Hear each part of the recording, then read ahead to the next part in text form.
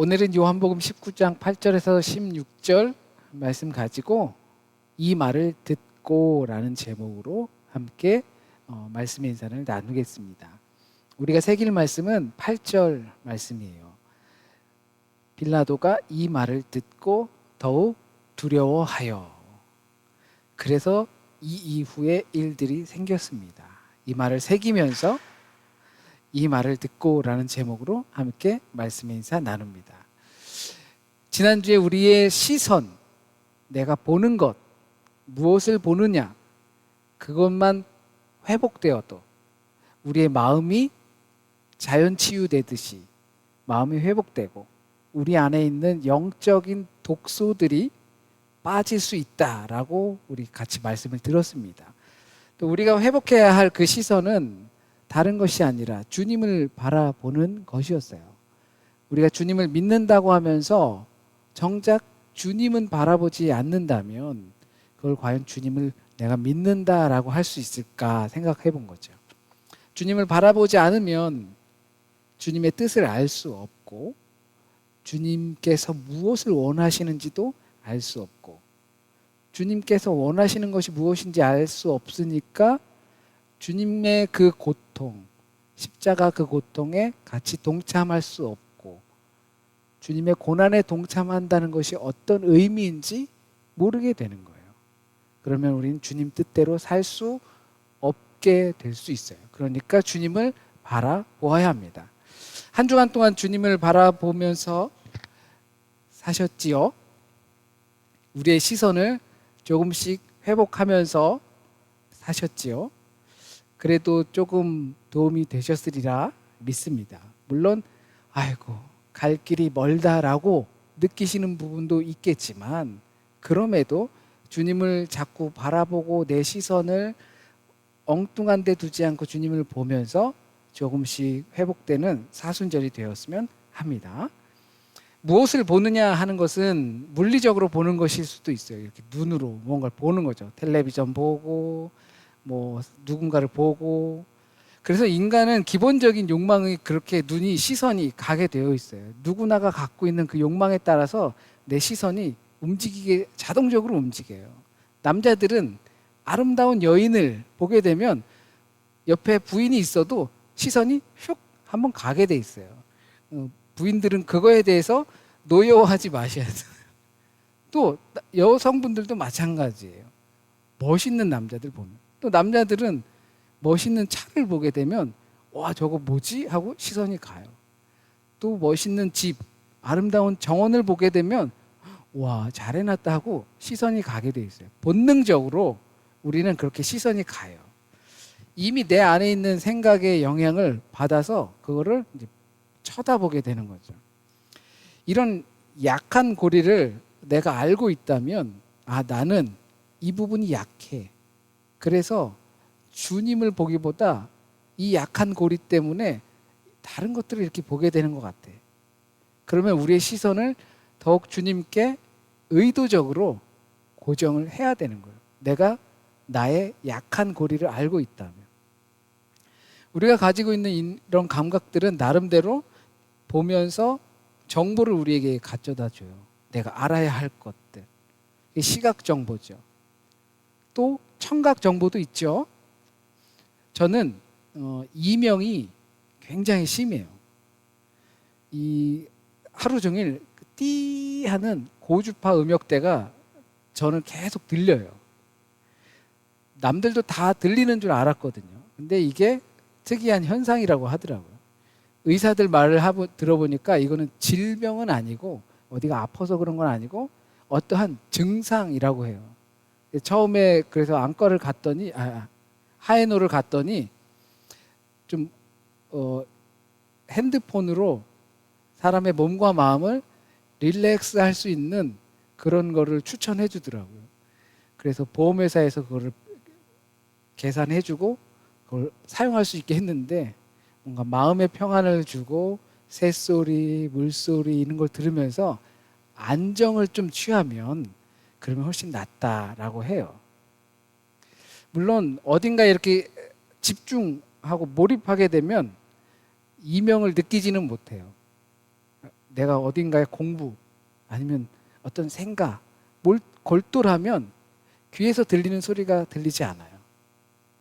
물론 실제 소리들도 우리가 어딘가에 몰입하고 있다 보면 누가 부르는 소리도 잘 못 들어요. 감각이라는 것이 그런 특징을 갖고 있는 것 같아요. 이런 게 잘 안 되면 물리적인 방법을 사용해야 돼요. 보청기를 낀다든지 너무 시끄러우면 귀마개를 낀다든지 하는 거죠. 제가 얼마 전에 누군가가 이렇게 말을 해줘가지고 노이즈 캔슬링이 들어간 헤드폰을 하나 샀어요. 그걸 이렇게 딱 끼면 외부에서 들리는 웬만한 소음들이 다 차단이 돼요. 딱 끼고 있으면. 그래서 제가 그걸 끼고 뭐 음악도 듣고 전화가 오면 그걸로 전화를 받거든요. 딱 전화가 와서 전화를 받았어요. 마침 저는 요리 준비를 하고 있었거든요. 그래서 바로 전화 연결해서 끼고 통화하는데 그 전동식 그 소금 뮬레를 가지고 징 막 했었죠. 그랬더니 상대방이 하는 말이 무슨 소리냐, 집에 무슨 공사하냐, 막 진동 소리가 너무 심하다는 거예요. 저는 안 들렸거든요. 그 소음 캔슬링 하는 걸 듣고 있었기 때문에. 우리가 살아가는 세상은 정말 많은 소리가 있어요. 뭐가 좋다, 뭐가 좋다. 그 수많은 소리들 속에서 우리가 꼭 들어야 할 소리가 있고 또 나를 살려주는 소리가 있어요. 또는 듣지 말아야 할 소리가 있어요. 걸러내야 할 소음도 있어요. 이거를 우리가 구분할 수 있어야 돼요. 그렇게 들음을 통해서 우리 안에 믿음이 생기는 거거든요. 걸러내고 들어야 할 것을 듣고 듣지 말아야 할 것을 듣지 않음을 통해서 그 들은 정보를 통해 우리 안에 믿음이 생기는 거예요. 그렇다면 우리가 들어야 할 소리는 어떤 것이 있을까요? 우리 안에서 수많은 정보들이 들어오는데 외부에서 들려오는 소리보다 먼저 내 안에서 들려오는 소리를 들어야 돼요. 오늘 본문에서 8절에 이 말을 듣고 빌라도가 더욱 두려워했다고 했어요. 그러니까 무슨 말을 들은 거죠. 안 듣는 사람은 없어요. 근데 그 듣는 걸 통해서 내가 기뻐지기도 하고 슬퍼지기도 하고 두려워지기도 해요. 이는 무슨 말을 듣고 두려워했을까요? 이제 7절까지의 말씀을 보면 이 재판에 빌라도의 부인이 관여하지 말아라. 꼼자리가 사납다. 관여하지 말아라. 여기 관여했다. 우리 앞길이 별로 안 좋을 것 같아. 라는 부인의 말을 들었어요. 그리고 유대 지도자들이 당신 그러면 우리도 법이 있어. 율법이 있기 때문에 우리 식대로 할 거야. 예수는 자칭 신이라고 하는 신성 모독이 있기 때문에 우리 식대로 해서 여기에 밀란이 일어날지도 몰라. 그러면 당신 자리 지키기 어려울 걸. 협박이 들어갔어요. 은근한 협박이었어요. 게다가 오늘 말씀을 보니까 야, 당신이 그러고도 이렇게 우리의 말을 들어주지 않고도 자기가 왕이라고 하는데 그 왕의 말을 들어주지 않으면서 당신이 어떻게 황제의 충신이라고 할 수가 있어. 로마에서 소문 들었지? 티베리우스 황제에게 반란을 일으키려다가 당신 라인 타고 있는 그 사람 처형당한 거 소식 들었지? 우리도 장담 못해. 이렇게 나오는 거예요. 이런 은근한 협박들을 들으니까 어때요? 이거 보통 일이 아닌데? 두려움에 쌓인 거예요. 우리가 살아가는 세상 속에서 우린 내가 정말로 원하는 것이 무엇인지 스스로 많은 생각을 해야 합니다. 그리고 그 생각을 깊이 있게 해야 돼요. 아무리 주변에서 협박을 하고 꼬시고 감언이설을 하더라도 자신이 옳다고 여기는 것이 무엇인지 제대로 판단하고 결정할 수 있도록 우리는 훈련을 해야 돼요. 굉장히 어렵죠. 주변이 힘이 들 수도 있어요. 그런 과정 동안에. 내가 내 스스로 생각할 때 옳은 것을 판단하기 위해 훈련하는 동안 주변에서 그거를 지켜보고 있느라 꽤 힘들 수가 있어요. 그러나 겪어야 합니다. 그래야 그 개인과 공동체가 성숙된 길로 갈 수가 있어요. 만약 우리 공동체 안에서 그렇다면, 누군가가 그렇다면 우리는 어떻게 해야 될까요? 기다려줘야 합니다. 그런 시기를 겪고 있다면. 그리고 기도해줘야 합니다. 그리고 우리는 나름의 기대감을 갖고 기다리는 거예요. 이것이 정말 내가 들어야 할 소리가 무엇인지를 구별하는 매우 중요한 훈련이라고 생각합니다. 불필요한 소리, 내가 계속 듣고는 있지만 소음일 수밖에 없는 것은 끄는 훈련, 차단하는 훈련.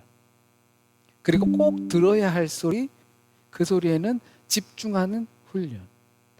이것에 따라 어떤 소리로 인해서 내가 두려움에 빠지는가 아니면 내가 건강해지는가, 이 갈림길이 된다고 생각합니다. 이것이 인간적인 것이라면 신앙적인 부분에선 우린 어떤 말을 들어야 할까요? 내가 듣고 싶은 말만 들어야 하는가 아니면 진리의 말을 들어야 하는가? 내 내면의 소리는 나라는 이 자신이 성숙되는 길이지만 신앙의 성숙을 위해선 내 내면에서 나는 소리만 들어선 절대 성숙으로 갈 수가 없어요. 왜냐하면 우리는 하나님의 진리의 말씀으로 지어진 존재이기 때문에 그래요. 그리고 우리는 연약해서 내 내면에서 나오는 옳다 여기는 그 소리가 정말 이 세상을 지으신 하나님의 진리와도 맞는지 잘 분별하지 못하기 때문에 그래요.